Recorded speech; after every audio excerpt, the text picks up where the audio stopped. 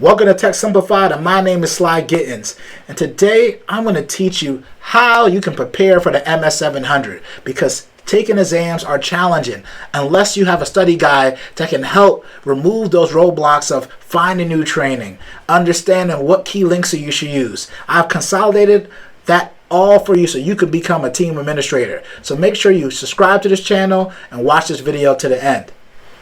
So who is this exam for? So if you're a Microsoft team administrator who configures Teams calling, Teams meeting, this is for you. If you're in there setting the policies, the security policy within Teams, this also could be for you as well, right? If you're a sales rep, would I suggest you taking a certification? Probably not, because this is a hands-on certification, so you will need some experience in configuring and being within Microsoft 365 Teams environment. So with that being said, let's jump in and let me show off the first site that we need to take a look at to get all the information we need to know about the MS-700 examination. The first page we need to take a look at is the MS-700 Manager Microsoft Teams Microsoft Learn page. This page will have everything you need to prepare for the exam in terms of guidance on what the score is, when the last time it's been updated, who is this exam for, where you can get training that's free and paid, where are the associated trainings with this exam. So this is the one-stop shop for where you want to go. And the first thing you can see right at the top, as this exam was updated for September 24th, and my study guide actually reflects the updates that happened on September 24th. So rest assured, you got the latest and greatest exam, right? The passing scores is 700. We talked about who this certification is for, and what is the requirements for that, right? You're going to pass this, you're going to become a certified team administrator, right? The next thing is, where can you go to actual take and schedule the exam, right? I tend to use Pearson VUE. They give you options for in-person. I like to do the ones from my home office, just it's easier for me to get done, and I don't have to leave my house, and I found that to be cool for me, you know. So this depends on what you want to do. You decide if you want to go in person or if you want to do it at home. I like just doing it from home. Next thing is, how much does the exam cost? $165. See if your organization will take that. If you work in at home, take a look if you could find any discounts online, because sometimes Microsoft may run some free exams if you go to like Microsoft Ignite or any of those type of trainings. So take a look at that. Or, you know, $165 isn't that bad, because the people who who are Teams administrators are in, you know, six figures or higher, right? So the 165 is a good place to invest in yourself, right? And I'm not saying that once you get the exam, you automatically will make that figure, but it's one of the things that you can add to your tool belt and use in your, I guess, like calling chess when you're negotiating, saying that, hey, I invested in myself, I took this examination, these are the skills that I can provide to your company, and that could be within your negotiation strategy to get some more money if you're looking for a new role and a new job. Next thing is, where I think is the bread and butter, is the skill measures section, because this tells you exactly what you need to prepare for in terms of what's the breakout of the information within the exam, right? So you can see right here, plan and configure a Microsoft Teams environment. You get 35 to 40% of the exam on there. Manage chat, teams, channels, and apps, 25 to 30%. Managing call-ins and meeting, 15 to 20.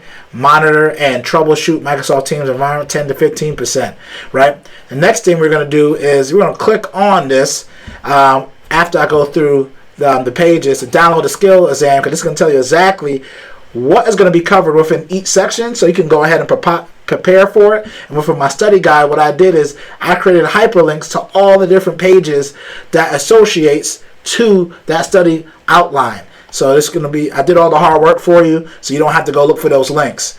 Next is a good place to start if you want some free, quick training. It's heavy on the reading side, so if you enjoy reading, this be for you. But if you like videos, I got some other training that you can use that is a little bit more on just watching some videos, right? And getting some hands-on experience, where I find that I like a little bit better. But these Microsoft Learn trainings are fantastic. I do encourage you to start there. In my personal opinion, it isn't enough unless you have some deep experience or experience already within Teams.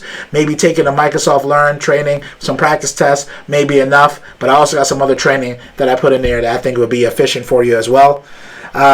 Next thing is, what other related certifications? You can click here to find that. Different exam resources like Certification Learning Path. This is great. Is after you take this exam and you pass it, what's next on your learning journey? What's next in your career tool belt? I can tell you, I'm also studying for the AZ-104, where I'm going to take also, I'm going to go a little bit deeper into the Azure arena, right? And then also after that, I'm going to take the Data Protection 900 certification, the DP 900, because I want to get the fundamentals of data. I already have the AI 900, and I want to go a little bit deeper in that as well. So those are some of the things that I've taken a look at, but I use the certification learning paths to help me see what's possible, what's next, and what do I actually want to do in my next role. So those are some things you can do there. And there's also a whole bunch of cool things that you can leverage. The exam policies is a good one if this is your first time. I definitely will advise you to go in there and take a look at the exam policies and frequently asked questions if this is your first time taking the test.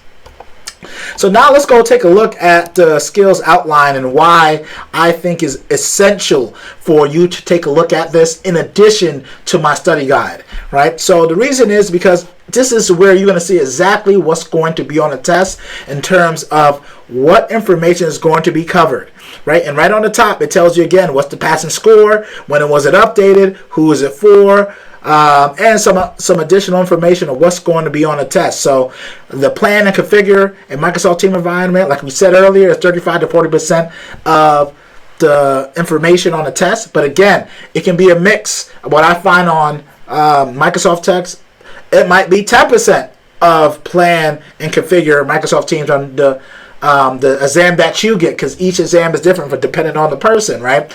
It can be 20%. So don't think if you only study a few of the highest areas, you'll be okay, because sometimes the lower area might have just as many questions. So I say make sure you read through these and go through each area and do your due diligence to ensure that you pass on that first time, or at least if you have to take it again, pass on that second time. And as you can see, each section has the subsections of things that you need to focus on and know for the exam. And again, I created my study guide that mimics this skills measured document, because I find this as your go-to source, and I put training links for everything in there. So I think you're going to find a lot of great resources to help you learn in addition to the training that I provided as well. So as you can see, you can also see what changed if you took it before and you failed and you're retaking it. Take a look here and see what changed from before until now. You can see that they made some additions to wordings. They even changed a few other things. So that's one of the areas I wanted to focus on. Take a look at that Microsoft Learns page and the skills measure document, because those are your go-to source for information in addition to the study guide that I'm sharing today. So now let's go take a look at my study guide that I created. So this is what you all been waiting for, my study guide for the MS-700. The first thing I like to start off with is that it had some major overhauls this month, in the month of September, and I made sure to update that inside of this document.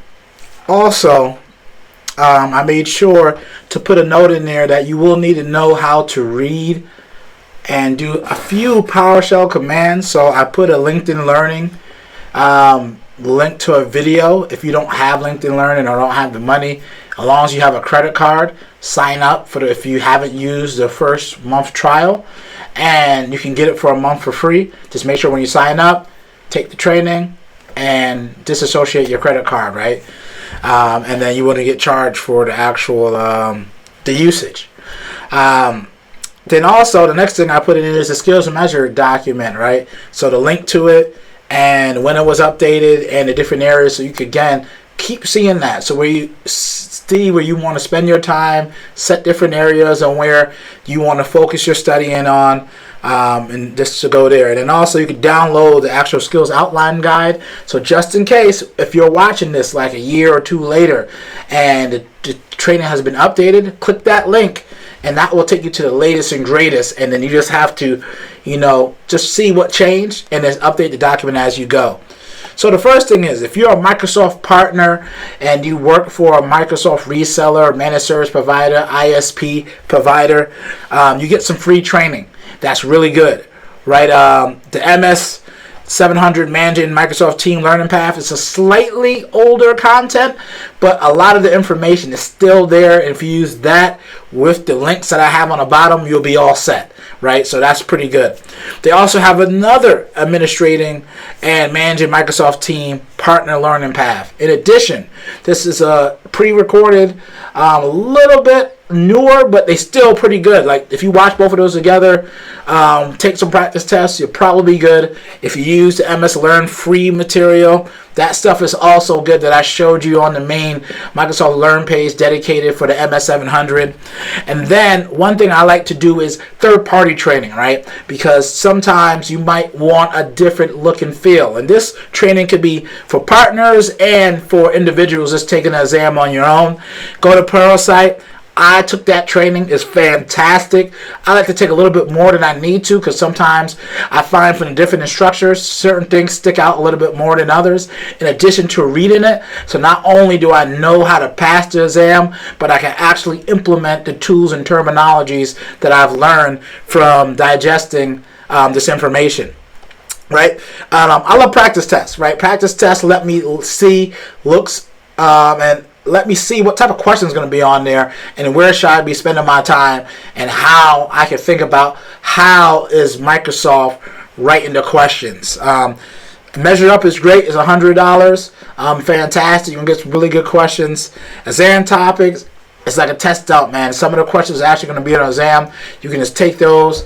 They're pretty good. I said again, don't cheat, right? Because if you cheat and you don't study and you get the job, how are you going to deliver on it, right? Make sure that you spend the time to really learn and understand those questions, right? The time is worth it. No one can take that information once you get it, and just keep learning, right? Always be learning. That's why I say that is, yes, you could probably study the exam topic one and probably get a passing score, but you won't know the information, and the only person you're lying to is yourself. But this is where the meat and potatoes are, is each one of those skill measures, subtopics, I have created links to different areas that you can read and learn more about that particular topic. If I could find more than one link to link to, I put it in there, as you can see. Some of them have 4, some have 2, some have 1, but every area with those subtopics has some training on there. So this will help you a ton when you're studying. So how did I use this, right? You might say, Sylvester, what's the framework of using it? You just showed me so many different training resources. Which one should I use? All right, the one I used was the partner training and some Microsoft Learn, and I took the practice test on Measure Up, and I took the practice test on exam topics. And from there, I realized that the first 2 sections of the exams were my weakest areas. I end up diving deeper into the links that was inside of the study guide, right? So that was the way I took a look at it and leverage this tool. So again, if you're going through the practice test, make sure you know why the answers are right and why the wrong answers are wrong. Because I found for Microsoft tests, those wrong answers will be questions on the exam. So what happens for me is when I study that way, now I really understand why the answer is a correct answer, but why isn't the right answer, and what are the other questions, the answers in there, what are they there for? Like, what do they do? And once I know those, it definitely helped me prepare me to be successful. So I wanted to show you my cheat sheet that I leverage. And now, what if you want to use this exam? So if you are still here and you're watching this video, make sure you like it, you subscribe to this channel, and make sure that you leave me a comment saying that I like this and I want you to do some more training videos like this, study guides. I don't mind doing these things. It's, I try my best to just empower the community because I consume other people's training materials as well. So we're not done yet. I got some more next steps for you on how you're going to get this guide, how you can connect with me, and just take it from there. All right, you made it to the end, and now you want that study guide. Make sure to share this on LinkedIn. Tag me in the post and connect with me as a friend, and I'll get you over that study guide. If that doesn't work and you're having a hard time with me on LinkedIn, send me a message on Twitter, and then I can also send you the study guide there. Or if that doesn't work, send me an email, and I'll connect you with you on there to get you over that study guide, because you got to pass this exam. If you love this video, make sure you like and subscribe to the channel. Leave a comment if you want to see me create any more study guide videos or what other training you want to take. And before you go and leave, make sure you watch the other videos in my channel. I did a great video on the MS-700 and how to become a Microsoft security engineer. And also, if you want to learn and master the fundamentals, watch my AZ-900 and MS-900 certification. But until next time, Sly Gittens is out. Peace.